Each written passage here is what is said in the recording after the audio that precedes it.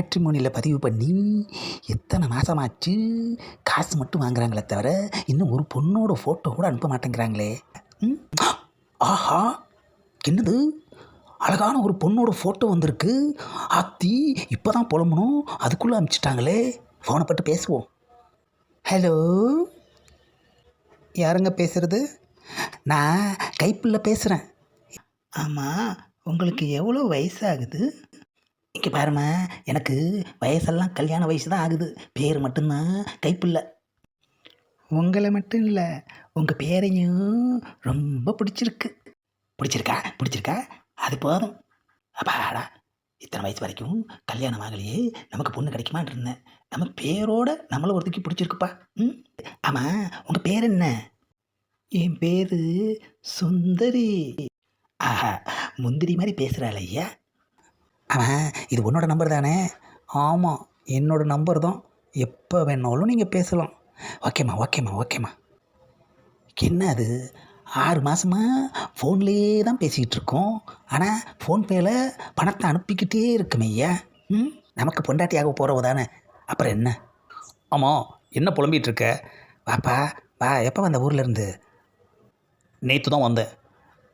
எனக்கு பொண்ணு கிடச்சிருச்சு. பொண்ணு பேர் சுந்தரி, வயசு 26, மேட்ரிமோனி மூலமாக எனக்கு கிடச்சிருக்கு. ஆமாம், நாங்கள் பேரில் பேச ஆரம்பித்து 6 மாதம் ஆச்சு. இன்னும் நேரில் பார்த்துக்கல. ஆனால் பணம் டெய்லி அனுப்பிட்டு இருக்கேன் ஃபோன்பே மூலமாக. அப்போது நீ அந்த பொண்ணை பார்க்குற மாதிரி ஐடியாவே இல்லை? இருக்குப்பா, அவள் என்னைக்கு வர சொல்கிறாளோ அன்றைக்கி போய் பார்த்துட்டா போச்சு. அதான் ஃபோன் நம்பர் இருக்கே. இப்போ ஃபோன் போட்டு உன் அட்ரஸ் எங்கே இருக்குது, உனக்கு ஒரு கொரியர் அனுப்பணும் அப்படின்னு சொல்லு. பேசிட்டேன். எனக்கு எதுவும் அனுப்பாதீங்க, எங்கள் வீட்டுக்கு தெரிஞ்சால் பெரிய பிரச்சனை ஆகிடும்னு சொல்லுதுப்பா. இப்போ கூட 50,000 ரூபா பணம் ஃபோன்பேயில் அனுப்பியிருக்கேன். என்னது, ஃபோன்பேவா? ஆமாப்பா, எனக்கு இப்போ ஃபோன்பே வந்து பொண்டாட்டி பேவே ஆகிடுச்சு. நம்பரை கொடு, நான் விசாரிச்சுட்டு சொல்கிறேன். ஏப்பா, ஏதாவது ஏடாவோடமாயி கெடுத்துட்டு போகிறப்பா. அதெல்லாம் ஒன்றும் கெடாது, நீ நம்பரை கொடு. என்ன அது, நான் பேசிக்கிட்டு இருந்த சுந்தரி டுபாக்கூர் பார்ட்டியா? ஆமாம். அவன் யார்?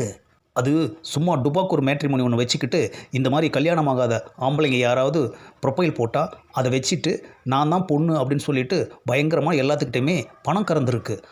ஆத்தி, அதில் தான் நானும் போய் சிக்கினேனா? உன்ன மாதிரி நிறைய பேர் ஏமாந்துருக்காங்க.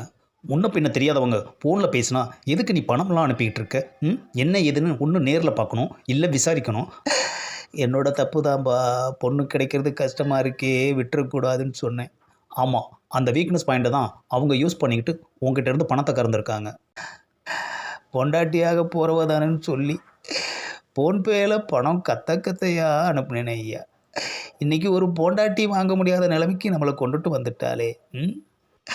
சூப்பர் சுந்தரியாக இருப்பான்னு நினச்சேனே, கடைசியில் சொப்பனும் சுந்தரியாக ஆயிட்டாலே ஐயா. இந்த பதிவை லைக் பண்ணுங்கள், ஷேர் பண்ணுங்கள், மறக்காமல் சப்ஸ்கிரைப் பண்ணுங்கள்.